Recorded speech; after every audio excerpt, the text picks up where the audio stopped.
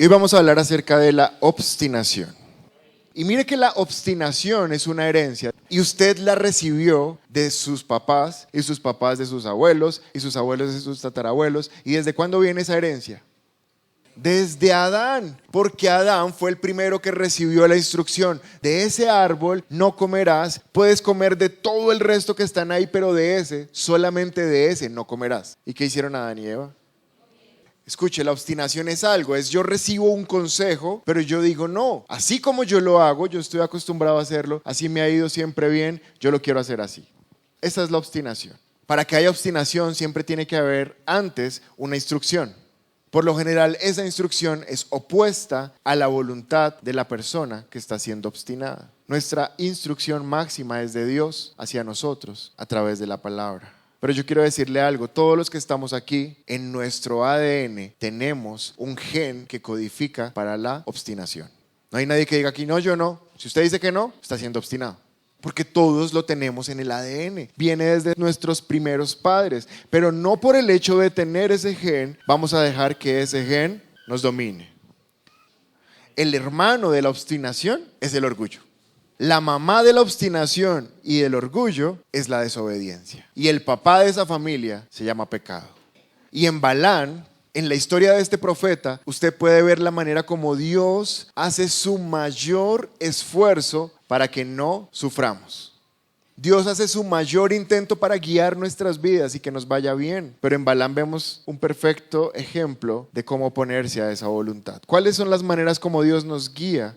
Si usted ve el versículo 12 de Números 22, dice: pero Dios le dijo a Balaam, no irás con ellos, ni pronunciarás ninguna maldición sobre los israelitas, porque son un pueblo bendito.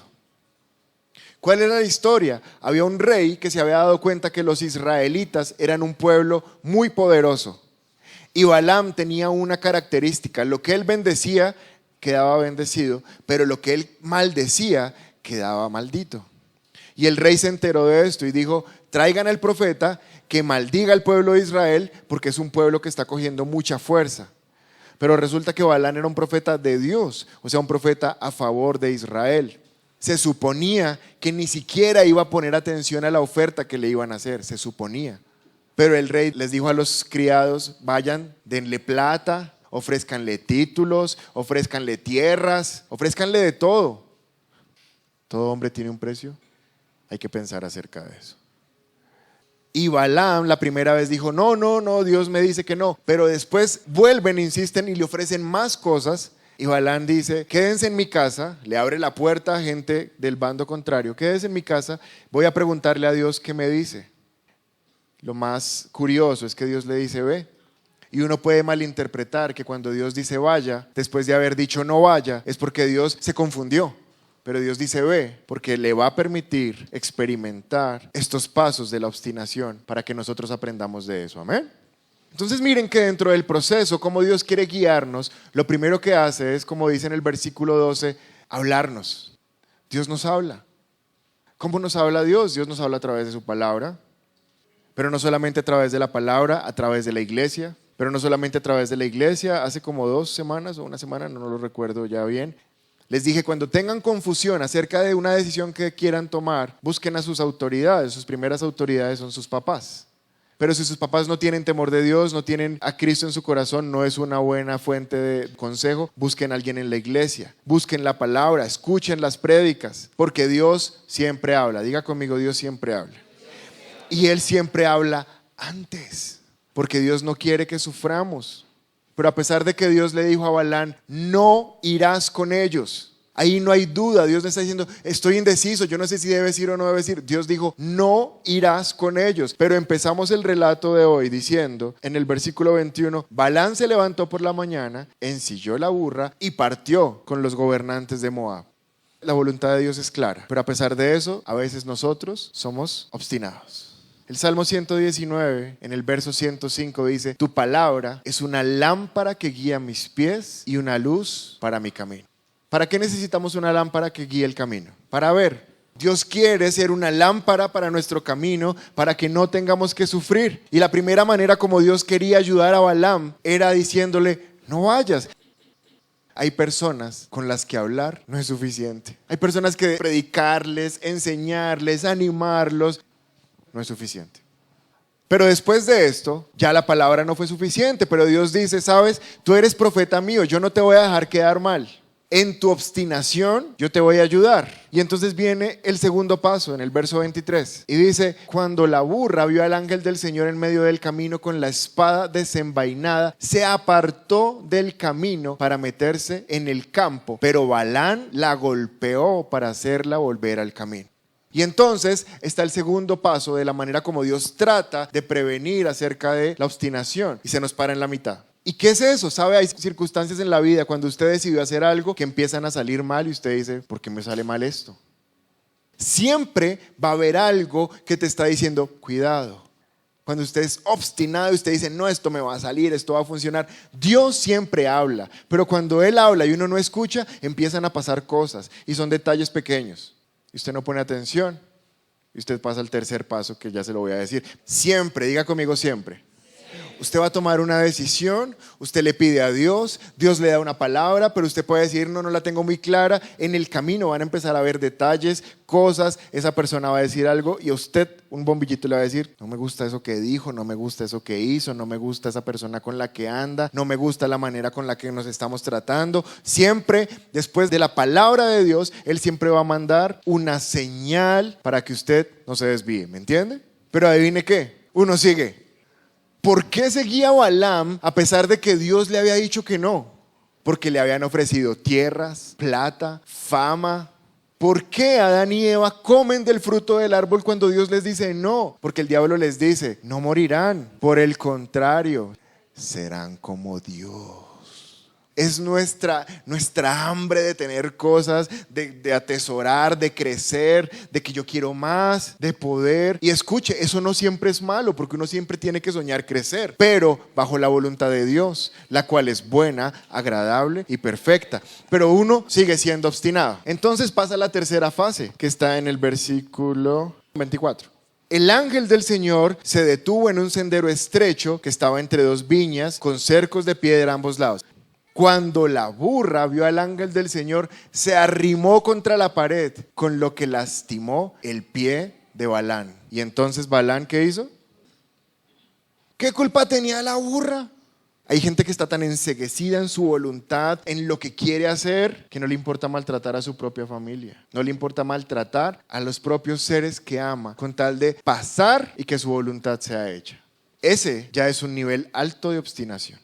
El versículo 25, cuando la burra vio al ángel del Señor, se arrimó contra la pared, con lo que lastimó el pie de Balaam. ¿Sabe? Después de todo ese proceso que yo le he dicho, Dios habla, situaciones se atraviesan, usted sigue, su familia o los que lo aman, ánimo, no, sal de ahí. Viene un cuarto paso en ese camino de la obstinación, y es que uno mismo empieza a sufrir las consecuencias de sus malos actos. Cuando la burra vio al ángel del Señor, se arrimó contra la pared, lo que lastimó el pie de Balaam. Les pregunto algo, ¿qué estaba haciendo el ángel cuando se le atravesaba de frente a Balaam? ¿Para qué se le atravesaba? Para impedirle el paso, para hablarle, para desviarlo, redireccionarlo. El ángel se le atravesaba para matarlo. Para matarlo, porque tenía la espada en la mano y lo iba a matar. Y cuando lo iba a matar, la burra decía no, y lo esquivaba. Y entonces por el sendero más estrecho, y el ángel lo iba a matar y la burrita no, y lo esquivaba, hasta que llegó un punto donde ya no había más para dónde pasar. Y la burra dijo, mejor me echo, y se botó al piso, porque si avanzo lo va a matar. Miren que el ángel del Señor, que es Jesús, le dice, si no es porque la burra se bota al piso, te mato. Porque contra mi voluntad no vas. O sea, Dios no iba a permitir que ese profeta maldijera a todo su pueblo. Antes de eso prefería matarlo. Preferible 1 que 2 millones. Pero la burrita amaba tanto a Balaam que lo protegía y lo esquivaba hasta que se botó al piso. Pero miren, en ese proceso de la obstinación vamos a salir lastimados. Después de que uno oye y no obedece, recibe consejo y no obedece, situaciones se atraviesan y no obedece, solamente queda salir lastimado. Balaam no se bajó de la burra caminando de la misma manera que caminaba antes. Después de eso, cojeaba. Dios no quiere cristianos cojos. Dios quiere gente que toma buenas decisiones. Dios quiere personas que escuchan la voz de Él y la obedecen. Saben, en el momento en que Dios dijo, van a abrir una iglesia y van a predicar la palabra, la instrucción primera que Dios me dio fue, ¿y les vas a hablar? Claro. Muchas veces las personas no obedecen porque no entienden lo que están oyendo. Y por eso acá siempre se habla claro, para que usted pueda entender. Y yo creo que es muy fácil entender hoy lo que Dios le está diciendo. No siga por caminos obstinados cuando usted sabe que las cosas están mal, porque va a salir lastimado, va a salir con un dolor, va a salir caminando cojo. Y por último, en este proceso, Dios tratando de ayudarnos, está el verso 26. Dice, el ángel del Señor se les adelantó y se detuvo en un lugar más estrecho, donde ya no había hacia dónde volverse. Y cuando la burra vio al ángel del Señor, se echó en el suelo con Balán, se encendió la ira de Balán y golpeó a la burra con un palo. Va a llegar el momento donde ni la palabra, ni los consejos, ni las situaciones, ni el dolor hacen que las personas cambien. ¿Qué tiene que hacer Dios? Cerrar puertas definitivas. Va a cerrar puertas. Y va a causar mucho dolor. Pero en Apocalipsis dice que Él es el que cierra puertas que nadie puede abrir. Las va a cerrar. Y hay personas que van a pelear. Entre más obstinado, más le van a pelear a Dios. ¿Pero por qué me cerraste esa puerta? Ese trabajo era perfecto para mí. Te estoy cuidando, te estoy protegiendo. Ese que era el que yo amaba, la que yo amaba, me echó, se fue. ¿Por qué Dios es un Dios malo? Dios te está cuidando. Quizás había palabra, quizás había situaciones, quizás había consejo, quizás ya tenías el corazón dolido y a pesar de eso persistías en que eso era lo que querías hacer. Y Dios dice, no te puedo permitir eso porque soy tu papá y yo te cuido.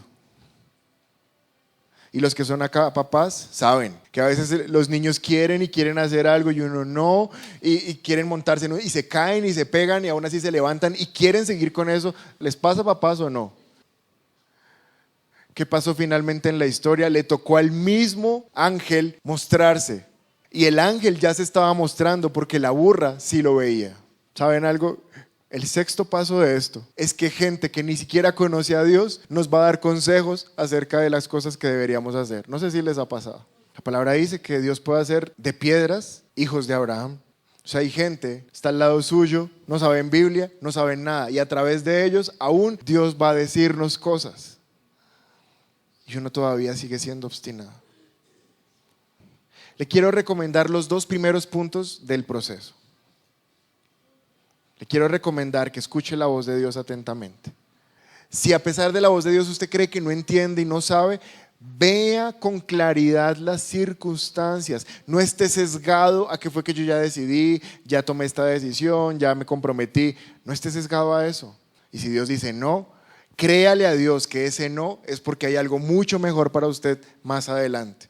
Le dio un tremendo ejemplo la burrita Balán cuando se postró delante de Jesús, porque lo reconoció como el Señor de la creación, el Dios de todas las cosas.